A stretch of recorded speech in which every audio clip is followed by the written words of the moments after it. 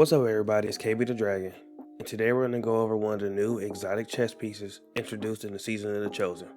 Today let's take a look at the hunter chest piece, Omnioculus. Ever since I saw this exotic, I was excited to test it out. It has great synergy with my favorite hunter subclass tree, Way the Pathfinder. And if you enjoyed the video, please subscribe for more Destiny reviews, guides, and discussions. And with that out of the way, let's dive right in and see what this armor can do. Never seen a warg at one standing around. Omnioculus comes with the exotic perk Beyond the Veil. Beyond the Veil gives you an additional smoke bomb charge, and when you are invisible, you gain damage resistance. On top of that, you make an ally invisible, they also gain damage resistance, and you gain melee energy, which is basically giving you more smoke bombs. So let's break this perk down. First off, we have the second smoke bomb charge, which is pretty simple.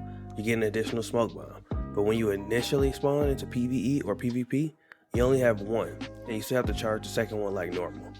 Next up, while you're invisible, you gain a damage resistance. The buff can be gained from top tree dodge invis, flawless execution of middle tree, and of course, vanishing smoke on the bottom tree. Also, if you have fellow hunters with vanishing smoke, they can also give you damage resistance by making you invisible with their vanishing smoke. You can tell you had a buff by the resist showing up in the left hand side of the screen. As for how much damage that you resist, if in PvP using a 140 hand cannon as a base, it turns out that it's a 10% damage resistance. The damage starts at 70 originally, and with the resistance buff, it goes down to 63.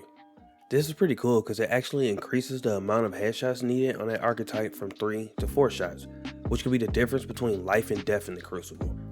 This won't save you from any sniper headshots, but if you have 7 resilience or higher, you can make a 120 RPM hand cannon like Igneous Hammer have to 3-tap you, even if they have Rampage. As for PvE, it was a little tough to get some actual numbers, but I decided to go to the Lost Sector on Nessus to see what the Colossus could do. I've determined that the Omnioculus gives you a whopping 50% damage resistance in PvE. Using the resist, you take about roughly half damage, and that can be extremely clutch in the right situations. Last but not least, you gain melee energy for each ally that you make invisible. For each ally, you gain roughly half your melee charge, which is insane. Sadly, you don't gain energy for making yourself invisible, but in all activities outside of solo play, you can keep a constant stream of smoke bombs, ready to get your allies out of danger. And now that you understand exactly what Omnioculus does, let's see how it stacks up in PvE. Times may be dark, but we are Earth's greatest hope. In PvE, Omnioculus are very powerful. Double smoke bombs are just invaluable, giving you a lot of options. The most obvious being with bottom tree Night Stalker, which is Way the Pathfinder. This tree gives you the ability to turn your allies invisible at will, giving them a nice damage resistance, as well as stacks the heart of the pack, which is actually a criminally underrated perk. It gives you 3 tiers of mobility, recovery, and resilience, and weapon haste, which is basically reload speed and handling smashed together. This buff also lasts 20 seconds. You can even keep resetting the timer by making yourself invisible again with vanishing smoke. Basically, this allows you to potentially keep the buff up for an entire activity if you're well coordinated. And all of these buffs are essentially free if you make yourself and 2 other teammates invisible, since turning 2 allies invisible will refund an entire smoke charge. So at its best, you'll be able to make your entire team have tier 10 and 3 stats, only making your fire team even more deadly. Omnioculus is extremely useful in all forms of PvE content. From patrols all the way up to Grandmaster Nightfalls, it has a place.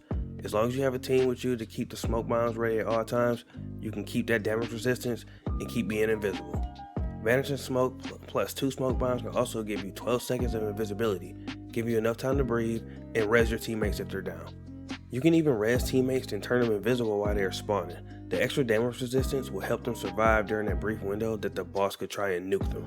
You can even try to use this exotic on the other trees like Way of the Wraith and Way of the Trapper. Even if you can't make allies invisible and use the exotic to its fullest potential, on Way of the Wraith, flawless execution will give you a damage resistance on top of the wall hacks, and an additional smoke bomb for corrosive smoke never hurts. As for top tree, it's essentially the same as the middle tree. Dodging will turn you invisible, giving you the damage resistance, and 2 smoke bombs for added utility. Using top and middle tree isn't bad, but if you want to go into higher in-game PvE content, I really believe you need to go with bottom tree with this exotic. Now let's take a look at how Omnioculus performs in the Crucible. Shard this, shard that. What about the Crucible? In PvP, Omnioculus is an interesting gimmick if you're looking for a more supportive hunter playstyle. Turning yourself and teammates invisible helps with hit and run tactics and keeping the other team constantly worried about flanks. You can even coordinate with your team and turn one of your teammates with their super invisible right before they use it, so they can get close in those 6 seconds and drop a super right on the other team's head. And if you're really aware of your team's position and status, you can turn them invisible to escape being pinned, since using the damage resistance to increase their chances of getting away. You can also keep the heart of the pack active, potentially keeping your team buffed enough to beat the opponent down, since their recovery would be so high, and their weapon handling and their reload. As for the top and middle tree Night Stalker, you can use top tree to keep yourself buffed by turning invisible on dodge, and use the extra smoke bomb to radar disrupt, since they show up as enemies to your opponent. Middle tree can only really take advantage of the perk if you're really good at crouch headshots, but considering how hard that can be to do consistently, it's honestly not really worth the hassle. On the flip side, damage resistance only being 10% and making weapons like 140 RPM hand cannons take an extra shot is interesting, but sadly 140s aren't the meta as of the recording of this video.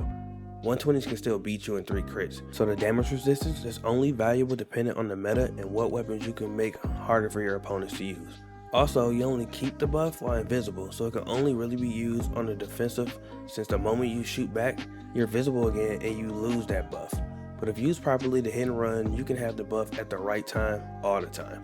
Overall in PvP, you can find other exotics to better help you and yourself, and by extension your team. You can only get everything out of Omnioculus if you use bottom tree Night Stalker. Use any other Night Stalker trees and the utility goes so far down that you are better off using any other exotic. You can play around with this in banner and quick play, but as far as comp and trials, I would look somewhere else for the right exotic to use. But regardless of its niche and use in PvP, Omnioculus is worth grinding the legendary and master lost sectors for. It's amazing in in-game level PvE content, being able to buff your team and keep them out of harm's way by making them invisible. And you can get some good laughs out of PvP and turning your entire team invisible for some aggressive plays. It's the best exotic if you love bottom tree Night Stalker, but outside of that, it's just not worth any investment. But if you found some ways to make it work, just let me know in the comment section below. I would love to try them out. And thanks you guys for your time, and I'll catch you in the next video. Peace.